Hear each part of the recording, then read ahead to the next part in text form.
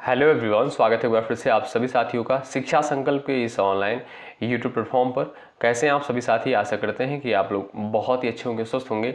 आप सभी को पता है डेली सुबह 11:30 बजे सामान्य ज्ञान की स्पेशल क्लास होती है जो कि यूपीएससी पेट परीक्षा के लिए महत्वपूर्ण है। साथियों, यहाँ पर सेलेक्टेड क्वेश्चन से ही कवर किए जाते हैं। हमने आपसे कहा था यदि आप लोग सुबह 11:30 बजे इन क्लासेस को अटेंड कर रहे हैं, आप लोग बहुत ही कंफर्टेबल फील करेंगे पेट एग्जाम के लिए। ठीक है, जीके जीएस सेगमेंट में आप लोग बहुत ही कंफर्टेबल फील करने वाले हैं यदि आप लोग इन सभी क्लासेस को अटेंड कर रहे हैं। तो आइए शुरुआत करते हैं बिना किसी देरी के। पहला सवाल आपकी स्क्रीन पर है, भारत एक राज्यों का संघ होगा यह किस अनुच्छेद में वर्णित है? बताएं। आप सभी दोस्त जानते होंगे कि भारत एक राज्यों का संघ होगा। ये जो है आर्टिकल 1 में जो है इसका उल्लेख किया गया है, यानी अनुच्छेद 1 में। तो आपका ए ऑप्शन यहाँ पर हो जाएगा करेक्ट। ठीक है, बात करें दोस्तों अनुच्छेद 12 में, तो अनुच्छेद 12 में क्या वर्णन किया गया है? तो इसके अंतर्गत दोस्तों राज्य को परिभाषित किया गया है। क्या? राज्य को परिभाषित किया गया है अनुच्छेद 12 के अंतर्गत। और यहाँ पर आपका दिया है अनुच्छेद 36। आप सभी जानते हैं अनुच्छेद 36 से 51 तक, क्या अनुच्छेद 36 से 51 तक जो है राज्य के नीति निर्देशक तत्वों को रखा गया है। और दोस्तों यहाँ पर दिया है आपका अनुच्छेद 12 से 35। अनुच्छेद 12 से 35 के तहत दोस्तों मौलिक अधिकार को रखा गया है। क्या? मौलिक अधिकार को रखा गया है। तो यहाँ पर दोस्तों आपका अनुच्छेद 1 करेक्ट हो जाएगा। भारत जो है एक राज्यों का संघ होगा, आर्टिकल ए। ठीक है, ए ऑप्शन आपका राइट है। अगला सवाल, बुद्ध ने अपना प्रथम उपदेश जो है कहाँ पर दिया था? बताइए। सवाल नंबर 2 का आप लोग आंसर कर सकते हो, मोस्ट इंपॉर्टेंट सवाल है। बुद्ध ने अपना प्रथम उपदेश जो है कहाँ पर दिया था? बताएं। जो भी दोस्त जा रहे हैं सारनाथ पर वो बिल्कुल राइट है। साथियों, आप सभी जानते होंगे, नहीं जानते हैं तो जान लीजिए भाई कि बुद्ध ने जो है अपना प्रथम उपदेश जो है सारनाथ में दिया था।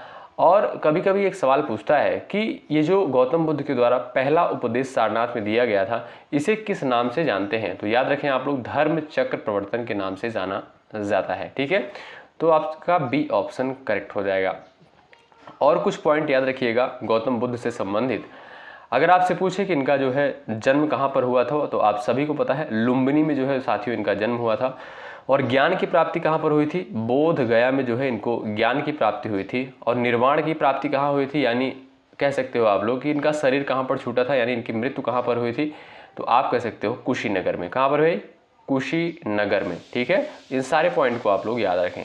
अगला सवाल, मॉन्टेग्यू चेम्सफोर्ड सुधार किस वर्ष लागू किए गए थे? बताएं। चलिए आंसर देने का प्रयास करें सब लोग। मॉन्टेग्यू चेम्सफोर्ड सुधार किस वर्ष लागू किए गए थे? बताइएगा सही उत्तर क्या हो जाएगा। आप सभी दोस्त प्रयास करो। चलिए आंसर दीजिएगा। यहाँ पर साथियों आपका बी ऑप्शन जो है बिल्कुल राइट आंसर हो जाएगा। बी ऑप्शन वाले दोस्त यहाँ पर करेक्ट हैं। अगला सवाल देखिए, कंचनजंगा पर्वत शिखर किस देश में स्थित है? बताइए। सवाल नंबर यहाँ पर 4 दिया, आंसर करें। कंचनजंगा पर्वत शिखर किस देश में जो है आपका स्थित है? बताइए। चलिए आंसर दीजिएगा आप लोग। कंचनजंगा पर्वत शिखर जो है किस देश में स्थित है? आपका सही उत्तर दोस्तों क्या हो जाएगा? भारत नेपाल सीमा पर। ऑप्शन नंबर सी बिल्कुल राइट आंसर हो जाएगा। ठीक है, सिक्किम में दोस्तों याद रखिएगा, सिक्किम में जो है आपका कंचनजंगा पर्वत स्थित है। और ये अगर आपसे पूछा जाए कि भारत की सबसे ऊंची चोटी का नाम क्या है, तो कंचनजंगा ही है। ठीक है, तो आपका यहाँ पर सी ऑप्शन बिल्कुल राइट आंसर हो जाएगा। अगला सवाल देखिएगा, ये रहा आपके सामने। मृदा अपरदन का प्रमुख कारण क्या है? वर्षा है, वनों की कटाई है, मृदा संरचना है, अधिक सिंचाई है। सवाल नंबर 5 का आंसर करिए, फटाफट आंसर करें आप लोग। चलिए भाई, मृदा अपरदन का प्रमुख कारण क्या है? तो वो है दोस्तों वनों की कटाई। क्या भाई? वनों की कटाई। ऑप्शन नंबर बी आपका यहाँ पर बिल्कुल राइट आंसर होगा। अगला सवाल देखिएगा, संविधान में नीति निर्देशक तत्व यानी डीपीएसपी किस भाग में है? बताइए। कई बार चर्चा करी हमने। सवाल नंबर 6 का आप लोग आंसर करें। राज्य की नीति निर्देशक तत्व यानी डीपीएसपी जो है किस भाग में इसका वर्णन किया गया है? तो भाग 4 के अंतर्गत जो है दोस्तों डीपीएसपी को रखा गया है। आर्टिकल यानी अनुच्छेद अगर आपसे पूछे तो 36 से 51 के अंतर्गत। ठीक है, चलिए अगला सवाल ये रहा, अनुच्छेद 356 जो है किससे संबंधित है? बताएं। सवाल नंबर 7 का आंसर करें। अनुच्छेद 356 जो है ये आपका किससे संबंधित है? राष्ट्रपति शासन से, आपातकाल से, वित्त आयोग से, और आपका दिया है राज्यपाल के अधिकार से। सवाल नंबर 7 है, आंसर करें। तो अनुच्छेद 352, 356, 360 ये दोस्तों आपका आपातकाल से संबंधित आर्टिकल है। ठीक है, 352, 356, 360। 352 के अंतर्गत, इसके अंतर्गत क्या भाई, इसके अंतर्गत राष्ट्रीय आपात है। 356 के अंतर्गत राष्ट्रपति शासन है और 360 के अंतर्गत जो है वित्तीय आपात है। ठीक है, क्या भाई, वित्तीय आपात है। ठीक है, तो यहाँ पर दोस्तों अगर बात करें 356, तो 356 आपका हो जाएगा राष्ट्रपति शासन। ए ऑप्शन बिल्कुल राइट आंसर है। अगला सवाल, मानव भूगोल की शुरुआत किस विद्वान ने की थी? सवाल नंबर 8 का आंसर करें आप लोग। मानव भूगोल की शुरुआत किस विद्वान के द्वारा करी गई थी? सवाल नंबर 8 का आंसर करें आप लोग। चलिए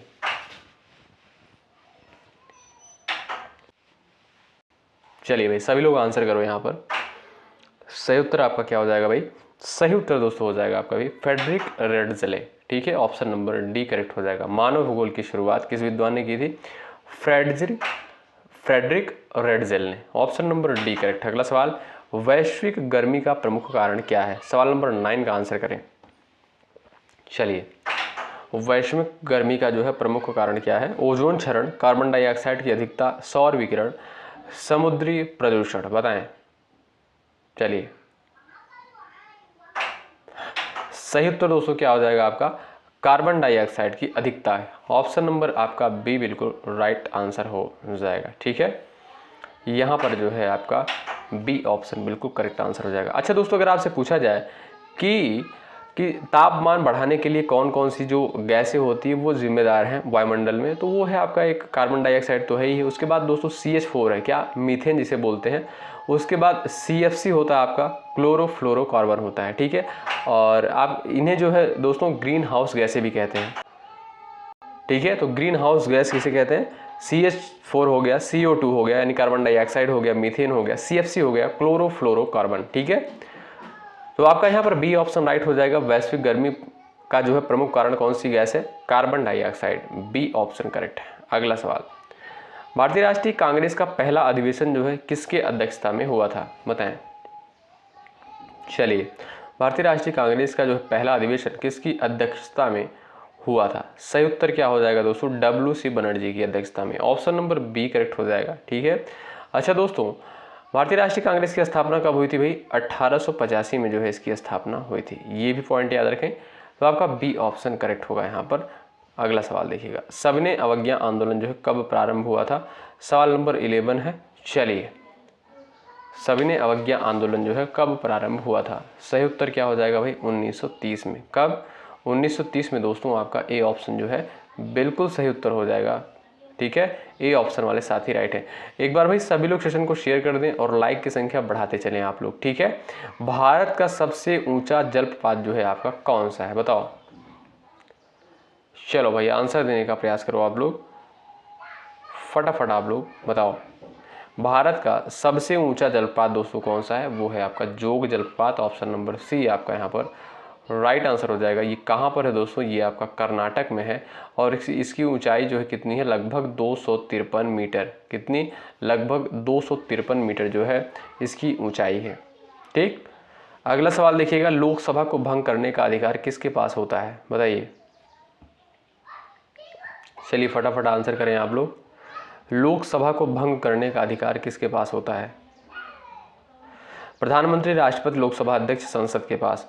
तो साथियों, भारत के राष्ट्रपति के पास। किसके पास? भारत के राष्ट्रपति के पास होता है कि लोकसभा को भंग कर सकता है। ठीक है, बी ऑप्शन आपका राइट आंसर हो जाएगा। और इसका उल्लेख दोस्तों अनुच्छेद 85(2) के अंतर्गत किया गया है कि लोकसभा को भंग करने का अधिकार राष्ट्रपति के पास होता है। बी ऑप्शन आपका राइट है। अगला सवाल ये रहा, अंतर्राष्ट्रीय मुद्रा कोष की स्थापना जो है कब हुई थी?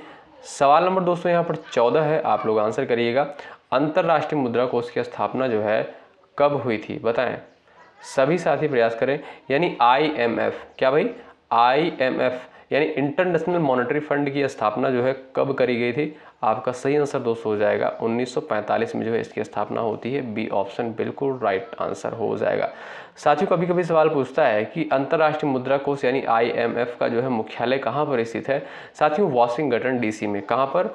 वाशिंगटन DC में जो है इसका मुख्यालय स्थित है। अगला सवाल, किस गवर्नर जनरल के कार्यकाल में पहली बार रेलवे की शुरुआत हुई थी? सवाल नंबर 15 का आंसर करें सभी प्यारे दोस्त। चलिए, किस गवर्नर जनरल के कार्यकाल में पहली बार रेलवे की शुरुआत हुई थी? बताएं।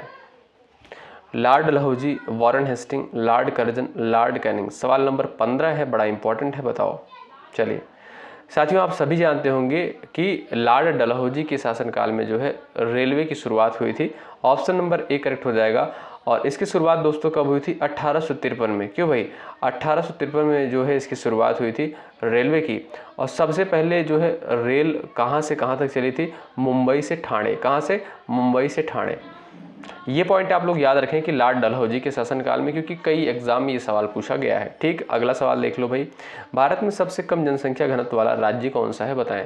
सवाल नंबर 16 है। सभी प्यारे साथी आंसर करें। चलिए भाई, सभी लोग आंसर करिएगा। दोस्तों आप लोग पिछले वर्ष का प्रश्न पत्र उठाकर देखिएगा, इसी आधार पर जो है सवाल पूछे गए हैं। चलिए, भारत में सबसे कम जनसंख्या घनत्व वाला राज्य है दोस्तों अरुणाचल प्रदेश आपका है। सी ऑप्शन करेक्ट हो जाएगा। अगर आपसे सवाल पूछे कि सबसे अधिक जनसंख्या घनत्व वाला राज्य कौन सा है, तब आप कहोगे सर बिहार है। कौन सा राज्य है? बिहार है। ठीक है, तो आपका यहाँ पर सी ऑप्शन करेक्ट हो जाएगा। सबसे कम पूछ रहा है, सी ऑप्शन राइट है। अगला सवाल, भारत का ऑक्सफोर्ड किस विश्वविद्यालय को कहा जाता है? बताओ। चलिए, भारत का ऑक्सफोर्ड जो है किस विश्वविद्यालय को कहा जाता है? दिल्ली विश्वविद्यालय, कोलकाता, बनारस और यहाँ पर दिया आपका इलाहाबाद विश्वविद्यालय। चलिएगा, सही उत्तर दोस्तों क्या हो जाएगा? आपका सही उत्तर हो जाएगा यहाँ पर यूनिवर्सिटी ऑफ इलाहाबाद। इलाहाबाद विश्वविद्यालय को जो है ऑक्सफोर्ड कहा जाता है। ठीक है, तो यहाँ पर डी ऑप्शन करेक्ट होगा। अगला सवाल, भूमध्य रेखा पर सूरज साल में कितनी बार लंबवत होता है? बताइए, आंसर करो भाई फटाफट। यहाँ पर राइट आंसर क्या है? भूमध्य रेखा पर सूरज साल में जो है कितनी बार लंबवत होता है? चलिए बताएं, सही उत्तर क्या हो जाएगा? आप सभी प्यारे दोस्त आंसर करो यहाँ पर भाई। चलिएगा, सबका आंसर भाई आना चाहिए यहाँ पर। देखते हैं। चलिए, सही उत्तर दोस्तों क्या हो जाएगा? 2 बार। ठीक है, भूमध्य रेखा पर सूरज साल में जो है कितनी बार लंबवत होता है? 2 बार। एक आपका 21 मार्च को। कब? 21 मार्च को। और एक आपका 23 सितंबर को। ठीक है, तो याद रखें आप लोग। अगला सवाल देखिएगा, राष्ट्रीय विकास परिषद की स्थापना कब हुई थी? बताएं। राष्ट्रीय विकास परिषद की स्थापना जो है कब हुई थी? आंसर करेंगे आप लोग। चलिएगा साथियों, 1952 में। कब? 1952 में जो है राष्ट्रीय विकास परिषद की स्थापना होती है।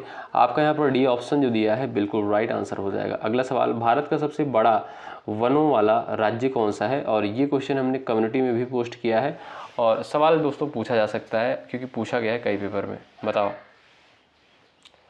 सभी लोग आंसर करो। भारत का सबसे बड़ा वनों वाला राज्य जो है कौन सा है? आप लोग बताओ। साथियों, यहाँ पर जो आपका राइट आंसर हो जाएगा वो हो जाएगा मध्य प्रदेश। ऑप्शन नंबर आपका ए बिल्कुल राइट हो जाएगा। साथियों, लगभग जो है 77,000 लगभग 77,000 प्लस वर्ग किलोमीटर में जो है वन क्षेत्र फैला हुआ है मध्य प्रदेश में। ठीक है, तो आपका ए ऑप्शन करेक्ट हो जाएगा। उसके बाद दोस्तों आपका क्या है? उसके बाद आपका आता है दूसरे स्थान पर, आप कह सकते हो अरुणाचल प्रदेश आता है। ठीक है, चलिए भाई, अगला सवाल ये रहा, प्रथम 3 पंचवर्षीय योजनाओं का मुख्य उद्देश्य क्या था? बताओ। सवाल नंबर 21 का आंसर करिएगा। प्रथम 3 पंचवर्षीय योजनाओं का मुख्य उद्देश्य क्या था? आपका सही उत्तर क्या होगा? बताओ। साथियों, पहली पंचवर्षीय योजना की शुरुआत कब हुई? 1951 में। ये भी याद रखें, कई परीक्षा में पूछा गया है और यहाँ पर पूछा गया है प्रथम 3 पंचवर्षीय योजना का जो है मुख्य उद्देश्य क्या था? कृषि पर जोर देना। ऑप्शन नंबर बी आपका करेक्ट आंसर हो जाएगा। ठीक, चलिए आगे बढ़े भाई। अगला सवाल यहाँ पर देखते हैं। सवाल नंबर आपका नेक्स्ट है, अशोक के समय का प्रसिद्ध स्तंभ कहाँ स्थित है? सवाल नंबर 22 का आंसर करो आप लोग। अशोक के समय का प्रसिद्ध स्तंभ जो है कहाँ पर स्थित है? बताएं। चलिए आंसर देने का प्रयास करें आप लोग। सवाल नंबर 22 का, अशोक के समय का प्रसिद्ध स्तंभ जो है कहाँ पर स्थित है? तो वो है दोस्तों आपका दिल्ली में। ऑप्शन नंबर सी बिल्कुल राइट आंसर हो जाएगा। ठीक है, ऑप्शन नंबर सी वाले साथी यहाँ पर बिल्कुल करेक्ट हो जाएंगे। और अगर दोस्तों देखा जाए जो सबसे ज़्यादा फेमस स्तंभ है वो कौन सा है? सारनाथ का सिंह स्तंभ। कहाँ का? सारनाथ का जो है सिंह स्तंभ। ठीक है, अगला सवाल देखें। सवाल नंबर 23 है, भारत में न्यूनतम समर्थन मूल्य एमएसपी की सिफारिश जो है कौन करता है? सवाल नंबर 23 का आंसर करें। चलिए, भारत में न्यूनतम समर्थन मूल्य एमएसपी की सिफारिश जो है कौन करता है? आपका सही उत्तर क्या हो जाएगा भाई? कृषि मूल्य आयोग के द्वारा। ऑप्शन नंबर आपका सी करेक्ट होगा। नेक्स्ट क्वेश्चन, राज्यसभा के उपसभापति का चुनाव जो है कौन करता है? सवाल नंबर यहाँ पर 24 है, आंसर कर सकते हो। राज्यसभा के उपसभापति का चुनाव जो है कौन करता है? चलिए, राष्ट्रपति, उपराष्ट्रपति, राज्यसभा सदस्य, प्रधानमंत्री। सही आंसर क्या है आप लोग बताओ? राज्यसभा के उपसभापति का चुनाव कौन करता है? सही उत्तर हो जाएगा राज्यसभा के सभापति, राज्यसभा के सदस्य। ऑप्शन नंबर सी बिल्कुल राइट आंसर। अगला सवाल, जलवायु और मौसम में प्रमुख अंतर क्या होता है? समय सीमा का, तापमान का, वर्षा का, हवा की गति का। बताओ। चलिए, सही उत्तर क्या हो जाएगा आप लोग बताओ? जलवायु और मौसम में प्रमुख अंतर क्या होता है? चलिए भाई, फटाफट आंसर करें आप लोग। समय सीमा, तापमान, वर्षा और हवा की गति बताएं। तो यहाँ पर सही उत्तर हो जाएगा भाई समय का। क्या भाई? समय सीमा का। ऑप्शन नंबर ए बिल्कुल राइट आंसर हो जाएगा। अगला सवाल देखें, न्यायपालिका की स्वतंत्रता का प्रावधान किस देश से लिया गया है? चलिए, 26 का आंसर करें आप लोग, बताएं। न्यायपालिका की स्वतंत्रता किस देश से ली गई है? आंसर करें। तो यहाँ पर आपका राइट आंसर हो जाएगा दोस्तों अमेरिका। ठीक है, अमेरिका के संविधान से जो है न्यायपालिका की स्वतंत्रता का प्रावधान लिया गया है। और ब्रिटेन के संविधान से आप सभी जानते हैं संसदीय शासन व्यवस्था को जो है ब्रिटेन के संविधान से लिया गया है। बी ऑप्शन आपका राइट है। अगला सवाल, हड़प्पा सभ्यता में जो है अनाज रखने के लिए क्या बनाया गया था? हड़प्पा सभ्यता में अनाज रखने के लिए क्या बनाया गया था? सवाल नंबर 27 का आंसर कर सकते हो आप लोग। चलिएगा, सवाल नंबर 27 का आंसर क्या हो जाएगा? हड़प्पा सभ्यता में अनाज रखने के लिए क्या बनाया गया था? तो वो दोस्तों आपका था कि भंडार गृह था। क्या भाई? भंडार गृह। ऑप्शन नंबर ए आपका राइट आंसर है। सवाल नेक्स्ट देखिएगा, मुगल साम्राज्य का सबसे शक्तिशाली शासक कौन था? बताएं। मुगल साम्राज्य का सबसे ज़्यादा शक्तिशाली शासक जो है कौन था? बाबर, अकबर, औरंगजेब और आपका दिया शाहजहां। बताओ। चलो भाई, मुगल साम्राज्य का सबसे शक्तिशाली शासक कौन था? सभी लोग आंसर करें। यहाँ पर आपका सही उत्तर क्या हो जाएगा भाई? Akbar. Option number B correct हो जाएगा। जो भी दोस्त बी ऑप्शन पर गए हैं वो बिल्कुल राइट आंसर हो जाएगा उनका। अगला सवाल ये रहा, कौन सी नदी गंगा में सबसे पहले मिलती है? बताइए, कौन सी नदी जो है गंगा में सबसे पहले मिलती है? यमुना, घाघरा, गंडक, कोसी। आपका सही आंसर दोस्तों क्या हो जाएगा भाई? यमुना हो जाएगा। ए ऑप्शन जो दिया है ये आपका बिल्कुल राइट आंसर हो जाएगा। याद रखें आप लोग, ठीक है। और गंगा की दोस्तों सबसे बड़ी सहायक नदी है कौन सी? ये है आपकी यमुना। ठीक, चलिए। अच्छा दोस्तों, ये यमुना जो है कहाँ पर मिलती है? ये त्रिवेणी संगम पर। कहाँ भाई? त्रिवेणी संगम प्रयागराज में। अगला सवाल देखिए, ये रहा आपके सामने, भूगोल में काली मिट्टी को किस फसल के लिए उपयुक्त माना जाता है? सवाल नंबर 30 है, बताएं। भूगोल में काली मिट्टी को किस फसल के लिए उपयुक्त माना जाता है? तो वो है दोस्तों आपका कपास के लिए जो है बेहतरीन माना जाता है। कपास की खेती के लिए काली मिट्टी को। काली मिट्टी को दोस्तों रेगुर मृदा के नाम से भी जानते हैं। क्या भाई? रेगुर मृदा के नाम से भी जानते हैं। और इसमें दोस्तों इस मिट्टी में जो है अधिक नमी रहती है। और ये मिट्टी जो है ज़्यादातर आप देखोगे महाराष्ट्र हो गया, गुजरात हो गया, यहाँ पर जो है अधिक पाई जाती है। अगला सवाल ये रहा, भारत में पहली बार किस पंचवर्षीय योजना में गरीबी उन्मूलन पर विशेष ध्यान दिया गया था? सवाल नंबर 31 है, भारत में पहली बार किस पंचवर्षीय योजना में गरीबी उन्मूलन पर विशेष ध्यान दिया गया था? सवाल नंबर 31 है। सही उत्तर क्या हो जाएगा दोस्तों? आपका सही उत्तर हो जाएगा 5वीं योजना में। कौन भाई? 5वीं पंचवर्षीय योजना में। ऑप्शन नंबर सी करेक्ट हो जाएगा। इसमें जो है गरीबी उन्मूलन पर विशेष ध्यान दिया गया था। चलिए भाई, अगला सवाल देखिएगा। सवाल नंबर, और आपको ये भी दोस्तों पता होगा कि 5वीं पंचवर्षीय योजना में ही इंदिरा गांधी के द्वारा गरीबी हटाओ का भी नारा दिया गया था। सवाल नंबर यहाँ पर आपका अगला है, किस अनुच्छेद में लिखा गया है कि भारत एक संघ होगा? अभी दोस्तों शुरुआत में ही हमने आपको बताया कि भारत जो है एक राज्यों का संघ होगा। ऑप्शन नंबर ए करेक्ट हो जाएगा अनुच्छेद 1 के तहत। ठीक, अगला सवाल ये रहा, अंग्रेजों भारत छोड़ो आंदोलन किस वर्ष प्रारंभ हुआ? भारत छोड़ो आंदोलन जो है कब प्रारंभ हुआ? 1940 में, 41 में, 42 में और आपका दिया है 43 में। बताओ। चलिएगा, सही उत्तर दोस्तों आपका क्या हो जाएगा? 8 अगस्त 1942 को। कब भाई? 8 अगस्त 1942 को जो है भारत छोड़ो आंदोलन की शुरुआत होती है। ऑप्शन नंबर सी करेक्ट हो जाएगा। और यहीं पर जो है महात्मा गांधी के द्वारा करो या मरो का भी नारा दिया गया था। अगला सवाल, भारत में प्रथम जनगणना कब हुई थी? बताएं। भारत में जो है पहली जनगणना कब होती है? 1872 में, 81 में, 1901 में, 1911 में। तो साथियों अगर आप देखोगे 1872 में जो है पहली बार जनगणना होती है। और अगर आपसे पूछा नियमित जनगणना कब से शुरू हुई थी, तो 1881 से, ठीक है। और 10 साल पे आप सभी को पता है जनगणना होती है, ठीक। तो आपका सही उत्तर क्या हो जाएगा भाई, यहाँ पर आपका राइट आंसर हो जाएगा 1872 में भारत में जो है प्रथम जनगणना हुई थी। अगला सवाल, संसद में धन विधेयक को कौन पेश करता है, बताइए। चलिए सही उत्तर क्या हो जाएगा आप लोग बताओ, संसद में धन विधेयक को कौन पेश करता है। सही आंसर क्या हो जाएगा आप लोग बताओ। चलिए सभी साथी यहाँ पर आंसर देने का प्रयास करें। चलो भाई आंसर देने का प्रयास करो आप लोग, बताइएगा।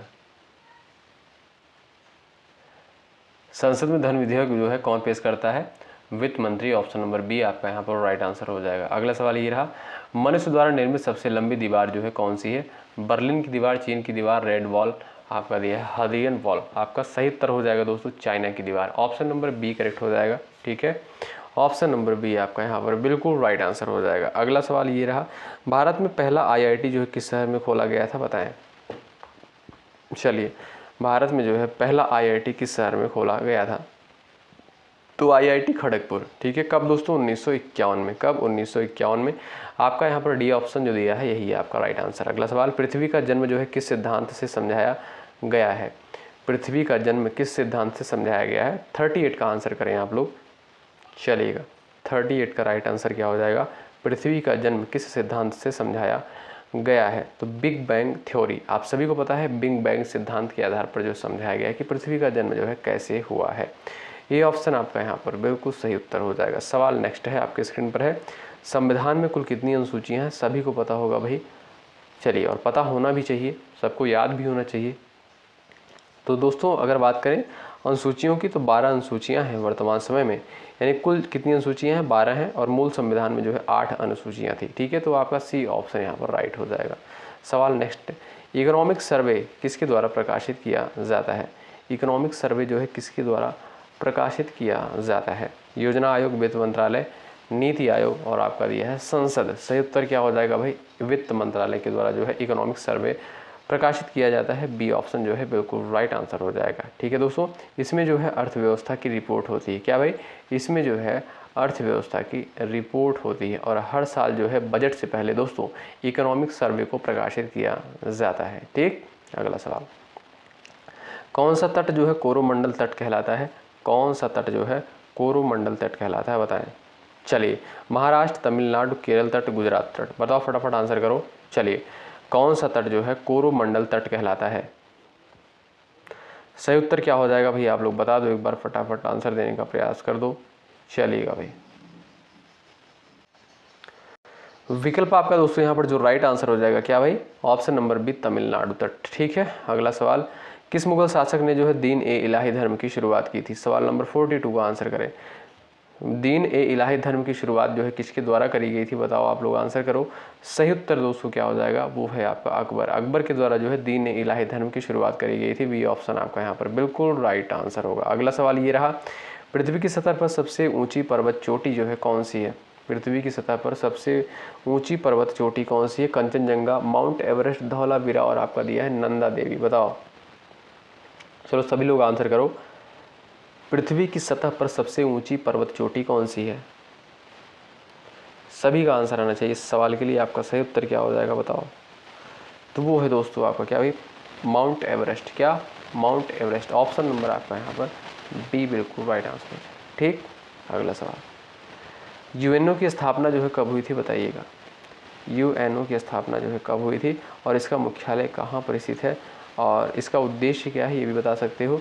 साथियों, यूएनओ की स्थापना कब होती है, 1945 में। कब, 1945 में होती है। और इसका मुख्यालय दोस्तों न्यूयॉर्क में स्थित है। कहाँ पर, न्यूयॉर्क में स्थित है। और इसका उद्देश्य क्या है दोस्तों, शांति और सुरक्षा प्रदान करना, ठीक है। तो आपका यहाँ पर सही उत्तर क्या हो जाएगा भाई, आपका सही उत्तर हो जाएगा 1945। ऑप्शन नंबर सी बिल्कुल राइट आंसर है। अगला सवाल, संविधान सभा की पहली बैठक कब हुई थी, सभी को पता होना चाहिए, बताओ। संविधान सभा की प्रथम बैठक कब होती है, तो 9 दिसंबर 1946 को, कब? 9 दिसंबर 1946 को जो है प्रथम बैठक होती है। और संविधान सभा के अस्थायी अध्यक्ष जो थे डॉक्टर राजेंद्र प्रसाद थे, अस्थायी अध्यक्ष जो थे डॉक्टर सच्चिदानंद सिन्हा थे। अगला सवाल, किस गवर्नर जनरल ने अस्थायी बंदोबस्त लागू किया था? बताओ। 46 का आप लोग आंसर करो। चलिएगा, किस गवर्नर जनरल ने अस्थायी बंदोबस्त लागू किया था? तो साथियों लॉर्ड कॉर्नवालिस ने। कौन भाई? लॉर्ड कॉर्नवालिस ने जो है अस्थायी बंदोबस्त लागू किया था। ऑप्शन नंबर डी आपका यहाँ पर बिल्कुल राइट आंसर हो जाएगा, ध्यान रखें आप लोग। अगला सवाल ये रहा आपके सामने, किस राज्य को भारत का मसालों का बाग कहा जाता है, यानी मसालों का बगीचा जो है किसे कहा जाता है? 47 का आप लोग आंसर करो। चलो भाई लाइक की संख्या बढ़ा दीजिएगा आप लोग। यदि आप टेलीग्राम चैनल से नए जुड़े हैं, टेलीग्राम चैनल से दोस्तों आप लोग ज़रूर जुड़िएगा। आप लोग पिछले वर्ष का प्रश्न पत्र उठाकर देखिएगा दोस्तों, इसी आधार पर जो है सवाल पूछे गए हैं, इसलिए आप लोग इन सारी क्लासेस को पूरा अटेंड ज़रूर करें। चलिए, तो यहाँ पर आपका राइट आंसर क्या हो जाएगा भाई? केरल। ठीक है, मसालों का बगीचा केरल को कहते हैं, बी ऑप्शन राइट। अगला सवाल, कौन सी झील भारत की सबसे बड़ी खारे पानी की झील है? बताइए। बुलर, दल, चिल्का, पुलिकट। सभी लोग आंसर देने का प्रयास करें। आपका सही उत्तर दोस्तों क्या हो जाएगा? चिल्का लेक जो है ये आपकी भारत की सबसे बड़ी खारे पानी की झील है। और ये दोस्तों कहाँ पर है? ये आपका उड़ीसा में स्थित है। ठीक है, और वुलर झील दोस्तों सबसे मीठे पानी की झील है भारत की, और ये आपका जम्मू कश्मीर में स्थित है। अगला सवाल, सविनय अवज्ञा आंदोलन के दौरान नमक कानून का उल्लंघन कहाँ किया गया? 49 का आंसर करें आप लोग। सविनय अवज्ञा आंदोलन के दौरान नमक कानून का उल्लंघन जो है कहाँ पर किया गया? तो ये आपका दांडी गुजरात में, ऑप्शन नंबर बी आपका राइट हो जाएगा। और ये है आपका अगला सवाल और लास्ट क्वेश्चन है। आप सभी को पता है दोस्तों, जो क्वेश्चन नंबर लास्ट होता है इसका आंसर आपको देना होता है। भारत का राष्ट्रीय ध्वज जो है किसने इसका डिजाइन किया था? इसका डिजाइन जो है, भारत के राष्ट्रीय ध्वज का डिजाइन जो है किसने किया था? आप लोग जरूर आंसर देने का प्रयास करिएगा। हमें पूरी उम्मीद है, पूरा भरोसा है कि आप लोग आंसर करोगे। जो भी साथी आंसर करेंगे उनका आंसर कमेंट बॉक्स में जरूर पिन किया जाएगा। ये क्लास आपको कैसी लगी एक बार ज़रूर बताएं। साथियों पिछले वर्ष का प्रश्न पत्र उठाकर देखिएगा, सिलेबस उठाकर देखिएगा, उसी आधार पर जो है यहाँ पर कंटेंट को तैयार करके आपको पास रखा जा रहा है, प्रोवाइड किया जा रहा है। तो बहुत मेहनत करी जा रही है। आप लोग एक बार सेशन को लाइक कर दें, शेयर कर दें अपने सभी साथियों के पास। ये क्लास कैसी लगी ज़रूर बताएं और लाइक की संख्या जरूर बढ़ाएं, इससे हमारा मोटिवेशन बढ़ता है, आपके लिए बेहतर कंटेंट लाने का प्रयास करते हैं। चलिए मिलते हैं नेक्स्ट क्लास में, तब तक के लिए बाय बाय, टेक केयर, जय हिंद, जय भारत।